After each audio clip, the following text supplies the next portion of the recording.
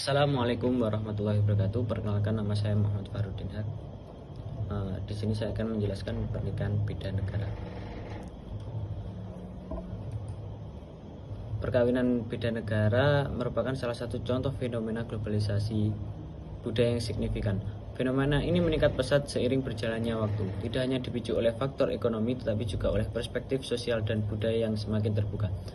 Perkawinan campuran ini tidak hanya mencerminkan integrasi individu dari dua negara yang berbeda, tetapi juga merefleksikan kompleksitas hukum dan regulasi yang harus dilakukan untuk memfasilitasi hubungan-hubungan tersebut. Isu-isu terkini mengenai status kewarganegaraan anak, hak-hak perempuan, dan perlindungan hukum bagi keluarga campuran telah menjadi topik diskusi hangat. Undang Nomor 1 Tahun 1974 tentang kewarganegaraan Republik Indonesia telah memberikan landasan hukum dasar untuk mengatur perkawinan campuran.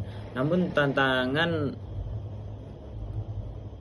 praktis masih terjadi. Dalam konteks modern, pemerintah harus meningkatkan regulasi untuk memberikan jaminan hukum dan sosial kepada keluarga campuran agar mereka dapat hidup aman dan sejahtera.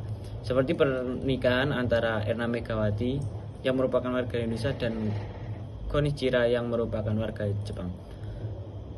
Campuran perkawinan ini mencerminkan interaksi antara dua budaya yang berbeda, yaitu budaya Indonesia dan Jepang.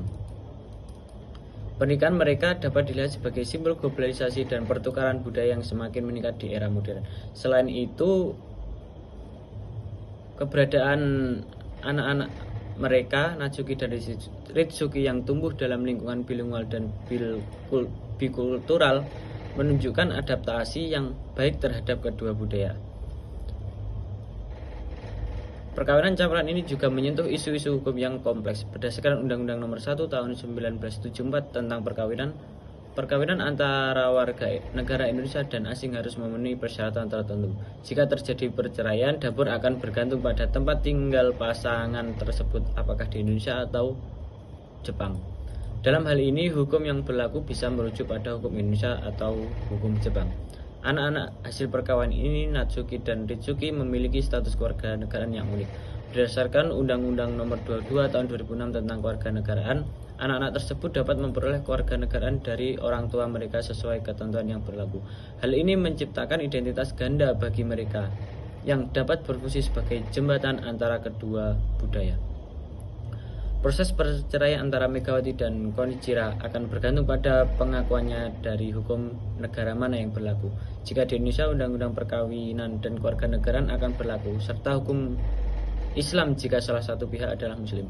Sedangkan anak-anak hasil perkawinan campuran akan diatur berdasarkan Undang-Undang Kewarganegaraan Indonesia dengan syarat-syarat naturalisasi yang sulit dan kompleks.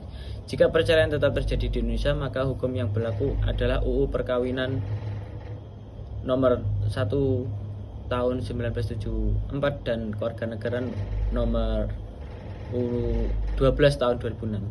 Sesuai dengan pasal 16 Peraturan Pemerintah Nomor 9 Tahun 1975, perceraian dapat terjadi karena alasan-alasan tertentu, seperti salah satu pihak berbuat zina, meninggalkan pihak lain tanpa izin, mendapatkan hukuman penjara, dan lain-lain. Dengan demikian, penelitian perkawinan campuran antara Megawati dan Konichiro harus mempertimbangkan aspek yuridis dan hukum negara mana yang berlaku dalam proses perceraian, serta status kewarganegaraan anak hasil perkawinan campuran yang diatur oleh Undang-Undang Kewarganegaraan Indonesia. Mungkin cukup sekian yang dapat saya sampaikan, kurang lebihnya mohon maaf. Wassalamualaikum warahmatullahi wabarakatuh.